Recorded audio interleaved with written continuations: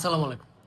আমি জানি যে আমরা যারা জুলাই আন্দোলন করছিলাম তারা যদি এখন শেখ হাসিনা কোনো কারণে বাংলাদেশে আসে তাহলে তাদের জন্য অনেক বড় ধরনের হুমকি। হ্যাঁ, এটা একটা মনে করা হইতেছে। যাই হোক এটা যদি আসে তো ভিন্ন বিষয়। কিন্তু এই বিএনপির জন্য আমি মনে করি এই বিএনপির জন্য আওয়ামী লীগ এবং শেখ হাসিনাই ঠিক আছে।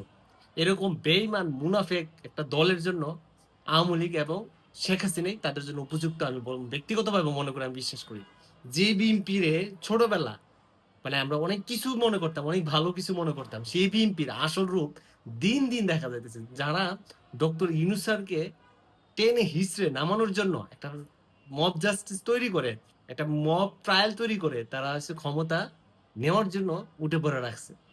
এই বিএনপির জন্য আমি অনেক খুশি হইতাম যে আবার যদি শেখ হাসিনা আসতো বাংলাদেশে, আইসে এই বিএনপির আগে সাইজ করতো, এই বিএনপি নেতা কুমড়া আগে সাইজ করতো।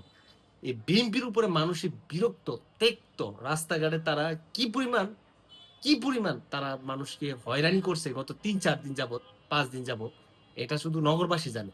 যে জাতি জাতির পিতাই সেডার বাল বলে, সেই জাতি নাকি আবার নগর পিতা মারাইছে। বুকা